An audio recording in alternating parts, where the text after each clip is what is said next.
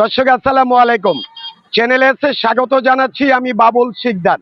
দর্শক, আমি এই মুহূর্তে আছি ব্রাহ্মণবাড়িয়া জেলার আশুগঞ্জে সৈয়দ নজরুল ইসলাম সেতু টোল প্লাজা এলাকায়। দর্শক, আমি চ্যানেল এর মাধ্যমে জানিয়ে রাখতে চাচ্ছি, ঢাকা সিলেট মহাসড়কে এই গুরুত্বপূর্ণ একটি মহাসড়ক, সেই মহাসড়কে আমরা যেমনটা লক্ষ্য করেছি আজকে সকাল থেকে এখন প্রায় সন্ধ্যা পর্যন্ত এখানে কিন্তু দীর্ঘ যানজট সৃষ্টি হয়েছে। আমি যদি আপনাদেরকে বলি যে প্রায় 20 থেকে 25 কিলোমিটার জুড়ে সারা দিন ব্যাপী যানজটের ফলে ঢাকা সিলেট মহাসড়কে যাত্রীরা পড়েছে চরম বিপাকে এবং দুর্ভোগে। আমি চ্যানেল এর মাধ্যমে আমি আপনাদেরকে জানিয়ে রাখতে চাচ্ছি যে আসলে এখানে যে ঢাকা সিলেট মহাসড়কে সংস্কারের কাজ দায়িত্বে রয়েছেন ভারতীয় ঠিকাদার প্রতিষ্ঠান এফকন।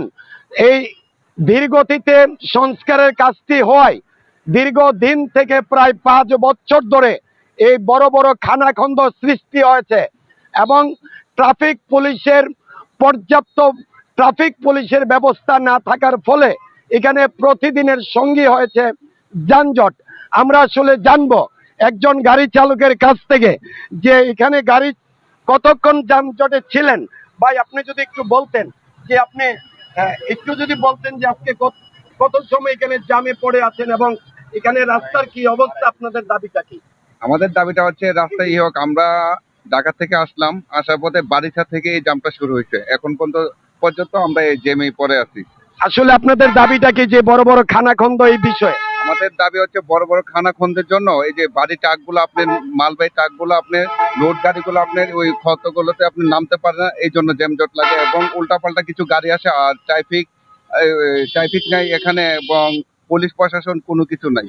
যাক, ধন্যবাদ আপনাকে। দর্শক, শুনছিলেন যে দূরপাল্লার যে পণ্যবাহী ট্রাক এবং যাত্রীবাহী যে বাস রয়েছে যে দূরপাল্লার, তাদের কিন্তু আসলে দুর্ভোগ চরমে।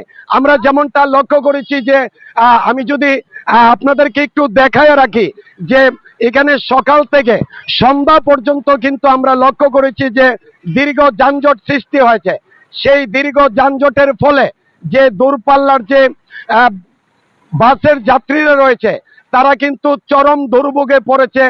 সকাল থেকে সন্ধ্যা পর্যন্ত সেই যানজট সৃষ্টির ফলে কিন্তু এই ঢাকা সিলেট গুরুত্বপূর্ণ যে মহাসড়ক, সেই সড়কে বড় বড় খানাখন্দ সৃষ্টি হয়েছে, ফলে যান চলাচল একেবারেই অনুপযোগী হয়ে পড়েছে।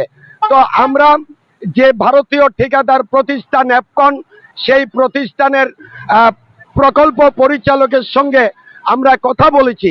তারা কিন্তু আসলে যে অস্থায়ীভাবে যে সংস্কার করেছে তা কিন্তু 1 সপ্তাহ পরপর কিন্তু সেই পুনরায় আবার খানাখন্দ সৃষ্টি হয়েছে।